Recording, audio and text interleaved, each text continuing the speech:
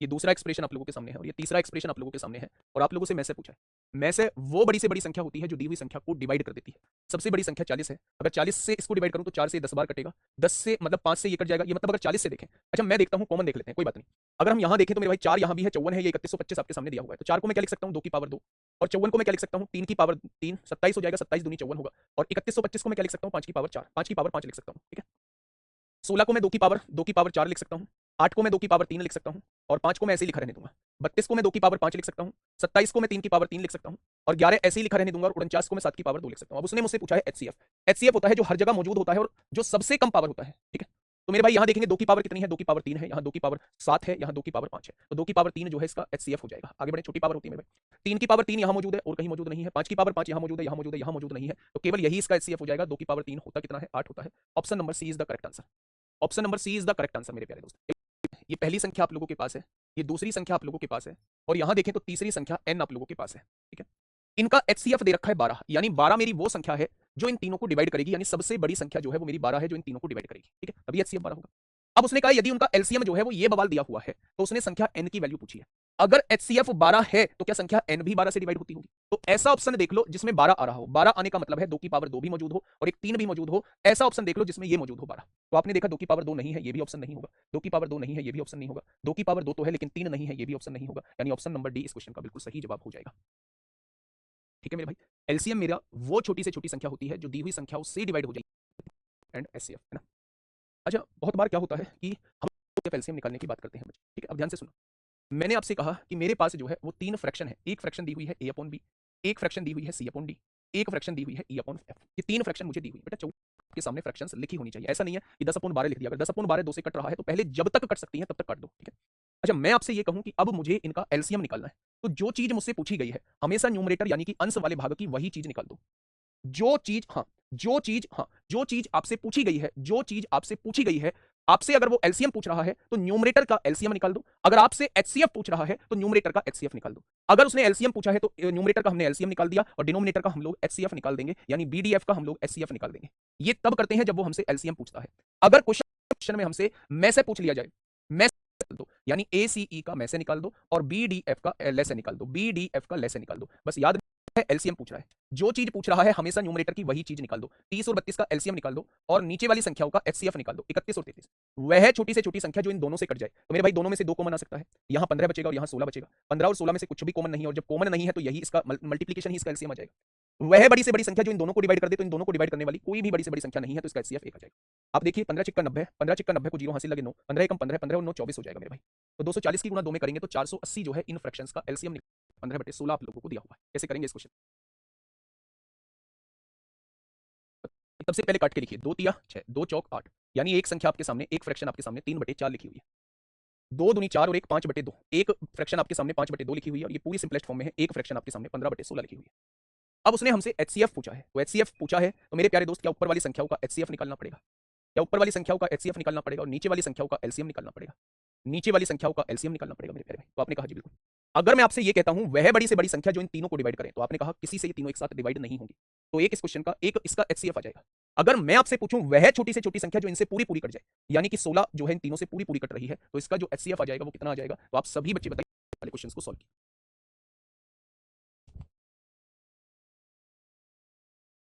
Point हटाऊंगा, नीचे 100 लिखूंगा, तो आप कहेंगे सिंपलेस्ट फॉर्म में ले आओ। 5 से काटोगे 3 बार, 5 से काटोगे 20 बार, कोई दिक्कत नहीं है। इसको क्या लिख सकता हूं? 18/100 लिख सकता हूं। जब मैं इसे सिंपलेस्ट फॉर्म में लेके आऊंगा तो 2 से काटूंगा 9 बार, 2 से काटूंगा 50 बार। जब मैं इसको सिंपलेस्ट फॉर्म में लिखूंगा तो 45/100 लिख सकता हूं। 5 से काटूंगा 9 बार, 5 से काटूंगा 20 बार। क्या ये पहले जैसा क्वेश्चन आपके सामने बन चुका है? ये सिंपलेस्ट फॉर्म में आपके सामने आ चुका है और आपसे एलसीएम पूछा है। जब एलसीएम पूछा है तो मेरे भाई ऊपर वाली संख्याओं का एलसीएम आप लोग निकाल देंगे और नीचे वाली संख्याओं का एचसीएफ आप लोग निकाल देंगे। अगर मेरे प्यारे दोस्त मैं आपसे पूछूं कि वह छोटी से छोटी संख्या जो इन सबसे पूरी पूरी डिवाइड हो जाए, तो आप कहेंगे वो 9 होगी।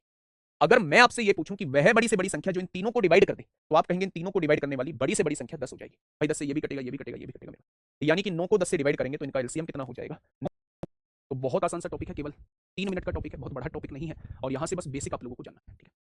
मैं कुछ सवाल आपके सामने रखूंगा जो बिल्कुल बेसिक है, उनका जवाब आप इजीली एचसीएफ पूछा जाए, फैक्टोरियल यानी किरम गुणित का एलसीएम या एचसीएफ आप लोगों से पूछा जाए तो एलसीएम होता है बड़ा वाला फैक्टोरियल एलसीएम होता है, बड़ा वाला फैक्टोरियल एलसीएम होता है, बड़ा वाला फैक्टोरियल एलसीएम होता है। अगर 5 और 6 में बड़ा वाला देखूं तो 6 फैक्टोरियल एलसीएम हो जाएगा और छोटे वाला फैक्टोरियल एचसीएफ होता है, छोटे वाला फैक्टोरियल एचसीएफ होता है, छोटे वाला फैक्टोरियल एचसीएफ होता है, बड़े वाला फैक्टोरियल एलसीएम होगा और छोटे वाला फैक्टोरियल जो है वो एचसीएफ होगा। क्वेश्चन कैसा आएगा? क्वेश्चन आएगा मेरे प्यारे दोस्त इस रूप में, इसीलिए मैंने 3 मिनट कहा बड़ा फैक्टोरियल है वही उनका एलसीएम होता है, जो सबसे बड़ा फैक्टोरियल है वही उनका एलसीएम होता है। तो 5 6 7 में सबसे बड़ा कौन? 7 फैक्टोरियल। वो आपसे पूछना चाहता है जहां n कोई धनात्मक पूर्णांक है, एचसीएफ पूछना चाह रहा है छोटा वाला। अब मुझे ये बताइए n बड़ा है या n+1, इनमें छोटा कौन है भाई? इसमें तो +1 और जुड़ रहा है, ये तो इससे एक ज्यादा है तो छोटा है, ये छोटा वाला ही एचसीएफ होता है। यानी कि हम अगर कहें तो n फैक्टोरियल ही क्या हो जाएगा? n फैक्टोरियल ही। बहुत बढ़िया। यहां क्या संख्या लिखी थी? 10 फैक्टोरियल अपॉन 4 फैक्टोरियल। यहां आपके सामने क्या लिखा था? 10 फैक्टोरियल अपॉन 6 फैक्टोरियल, है ना? जब बात एचसीएफ की आती है, जब बात एचसीएफ की आती है मेरे प्यारे भाई, तो हम लोग छोटी वाली वैल्यू को आंसर ले रहे होते हैं। जब बात एलसीएम की आती है तो हम लोग बड़ी वाली वैल्यू को हम लोग क्या ले रहे होते हैं? बड़ी वाली वैल्यू को हम लोग एलसीएम ले रहे होते हैं। तो इस क्वेश्चन का जवाब आप लोग मुझे देंगे कि क्या हो जाएगा इस क्वेश्चन का साथी? बिल्कुल सही जवाब बताइए, सोच समझ के बताना है, सोच समझ के आप लोगों को बताना है एलसीएम क्या हो जाएगा, एलसीएम क्या हो जाएगा, फटाफट बताइए बच्चा। देखिए मेरे भाई, मैं ना इसमें थोड़ा सा डिटेल से हम लोग समझ। अच्छा, 10 फैक्टोरियल का मतलब क्या होता है? 10 गुणा 9 गुणा 8 गुणा 7 गुणा 6 गुणा 5 गुणा 4 गुणा 3। भाई 2 फैक्टोरियल तो कट जाएगा, तो आप कहेंगे जी बिल्कुल कट जाएगा। बहुत बढ़िया, 10 फैक्टोरियल अपॉन 2 फैक्टोरियल इस क्वेश्चन का बिल्कुल सही जवाब हो जाएगा। ये मैंने डिटेल में आपको समझाने की कोशिश की है, लेकिन जब बात फ्रैक्शंस की आती है तो फ्रैक्शन के क्वेश्चंस को हम लोग सॉल्व कैसे करते हैं? ठीक है, फ्रैक्शन के क्वेश्चन को हम लोग सॉल्व ऐसे करते हैं। यहां लिखा हुआ है 10 फैक्टोरियल अपॉन में 2 फैक्टोरियल, यहां लिखा हुआ है 10 फैक्टोरियल अपॉन में 4 फैक्टोरियल, यहां लिखा हुआ है 10 फैक्टोरियल अपॉन में 6 फैक्टोरियल। एलसीएम पूछ रहा है तो ऊपर वाली संख्याओं का, जब फैक्टोरियल में क्वेश्चन हो तो उन्हें काटने की आवश्यकता नहीं है, ऊपर वाली संख्याओं का एलसीएम निकाल दो, नीचे वाली संख्याओं का एचसीएफ निकाल दो, नीचे वाली संख्याओं का एचसीएफ निकाल दो मेरे, यही तो होता है। अच्छा, मैं आपसे कहूं 10 10 10 का एलसीएम 10 आएगा, वह बड़ी से बड़ी संख्या जो तीनों को डिवाइड कर दे वो 2 आएगा। फैक्टोरियल लगा है, यहां भी फैक्टोरियल लगा दिया, यहां भी फैक्टोरियल लगा दिया, इसका मतलब ये इस क्वेश्चन। ठीक है, क्या मेरी बात? हमने अभी तक चीजों को ये समझा कि हम कैसे, हमने अभी मैंने आपसे कहा ऐसी 2 संख्या मानिए जिनका एचसीएफ 12 हो, तो 12 का मतलब ये होता है कि भैया वो दोनों संख्याएं 12 से डिवाइड होती, यानी कि मैं प्यारे दोस्तों पहली संख्या को 12a मानूंगा, दूसरी संख्या को 12b मानूंगा। अगर मैं आपसे कहूं क्या ये संख्या भी 12 से डिवाइड होती है? बिल्कुल होती है। क्या ये संख्या भी 12 से डिवाइड होती है? बिल्कुल होती है। जब भी आपसे कुछ संख्याओं को मानने की बात की जाए और उनका एचसीएफ आप लोगों को दिया हो तो समझ जाना कि पहली संख्या ये होगी, दूसरी संख्या ये होगी। अगर वो आपसे कहता है कि ऐसी 2 संख्याएं मानिए जिनका एचसीएफ जो है वो 21 हो, तो आप कहना पहली संख्या 21a होगी, दूसरी संख्या 21b होगी। बहुत बढ़िया। अगर कभी इन दोनों संख्याओं का एलसीएम निकालने की बारी आ जाए, एलसीएम निकालने की बारी आ जाए, तो आप मुझे बताइए 21 और 21 का एलसीएम कितना आएगा? 21 आएगा। और ए और बी में कुछ भी कॉमन नहीं है तो इनका मल्टीप्लिकेशन ही एलसीएम आएगा। तो हमेशा इन दोनों का एलसीएम जो है वो 21 ए भी आ जाएगा। आगे मेरे भाई, ये बेसिक सी बातें मैंने बताई थी। इस एलसीएम एचसीएफ के अंदर, एक पूरे एचसीएफ एलसीएम के अंदर केवल एक प्रॉपर्टी यूज होती है कि एलसीएम की गुणा एचसीएफ में करोगे तो वो हमेशा पहली संख्या गुणा दूसरी संख्या के बराबर आएगा। ये प्रॉपर्टीज पूरे चैप्टर के अंदर मेरे भाई यूज होती है।